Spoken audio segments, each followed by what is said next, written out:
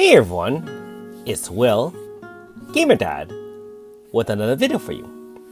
So if you checked your notices just a couple of minutes ago, we actually had the Japanese update. However, they finally did fix it and it's now the English version, version 2.11.700, which is the same number as before. So this means that it will be an in-game update, which is a little surprising since we do have quite a big update in store about 24 hours from now.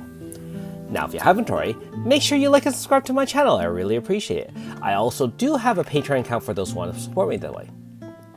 Alright, so if you haven't checked the official Another Eden Global channel, make sure you do check out the trailer there.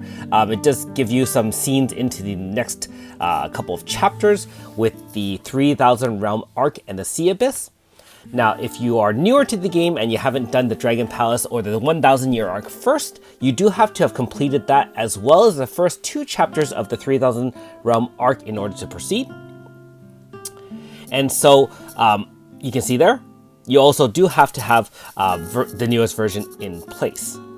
So, the new unit that everyone is, well, I'll say most people are waiting for, including my eldest son, is AS Milsha. Now, just in context, he's waiting for it because he has no Milsha in any form, and the last time Milsha came out in a dedicated banner, unfortunately, he missed. Ironically, it was shared with AS Nagi. Now, that being said, AS Milsha is our third singing unit. Now, for those who had normal style Milsha before, she was a pretty top line DPS. She had a unique ability where she would use her Earth single target DPS, store up a bunch of stacks, then she would activate her Shade AoE attack, which will also activate an attack at the end of every turn for a number of different turns. And so you can actually get a lot of low turn clears using mechanics such as that, or obviously other end of turn attacks. Now, AS Milsha, being that she's a singer, she loses that Earth DPS, and so she can't stack her stacks. As a result, I would argue that her main DPS ability drops quite a bit, but in exchange, you do have more of a support unit. So being that before she was more of a lunatic sacrifice where she sacrificed and exchanged her defensives for offensive ability, she now has lunatic scrap. And when you do that, scrap is very similar to other AS units like AS Lily. Instead of converting defense into attack, you self-damage yourself in exchange for increased damage. In this case, it also guarantees crit rate for AS Milsha upon activation and attacks. Now, of course, her attacks aren't the main thing that draws her in. She has a singing ability and she's got some, shall I say, interesting abilities. Not only that, she can set a unique zone called Moonlight Stance. And Moonlight Stance is essentially able to tie together all the lunar type elements, that is lightning or thunder, crystal and shade. It allows those moves, when used in battle, to increase the AF gauge similar to other zones, and in exchange it increases the damage by 30% for those 3 elements, and it also protects you against the other 4 elements, fire, water, earth, and wind, minus 30. So very similar to other zones. Now, it's not quite like an elemental zone, being that those are increased damage by 50%. In this case, it's only 30% like weapon zones. However, you get the ability of all the elements tied in as once. Now, keep in mind that because it increases all lunar elements, if you are fighting enemies who are using those, it'll increase their side as well. Now, back to her songs. So basically, she has kind of like a more muted or hybrid model compared to Pisika and AS Mystere. Her songs, one song decreases damage by 50%. However, one interesting effect is that it reduces any damage that is 1000 or less to 0. So if you can mitigate either with this mechanic or other debuffs, your team will be taking 0 all the time. And her both songs basically apply lunatic to all party members. So basically, if any units are relying on lunatic to enhance their DPS, like it says, oh, only when lunatic you get X amount of multiplier, these songs and her ability to allow lunatic abilities to continue on makes her quite invaluable in tying together those moves. And obviously you can do some extreme interesting strategies with her as singing.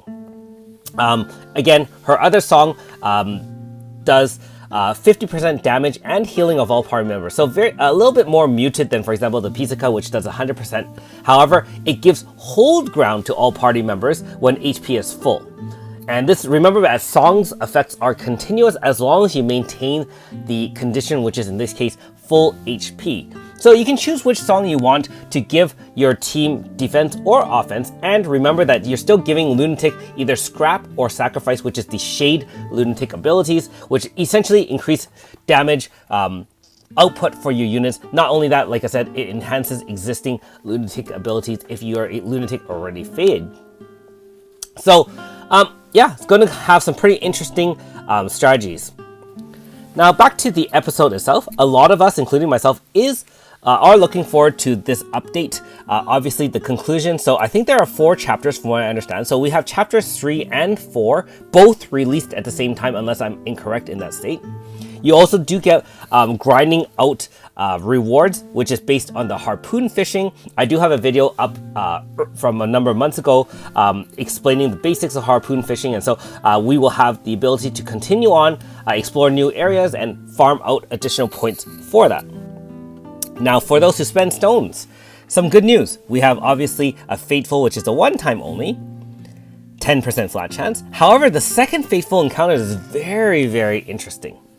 Note that if this is right and it only has these 3 units, that will be crazy. However, I suspect that this is going to be like a 7-day encounter where it'll probably be something like 7.77% or maybe 10% times 3, in which case you still have a great chance of landing the aforementioned 3 singing units, Milsha AS, Pizzica, and Mystere AS. Awesome.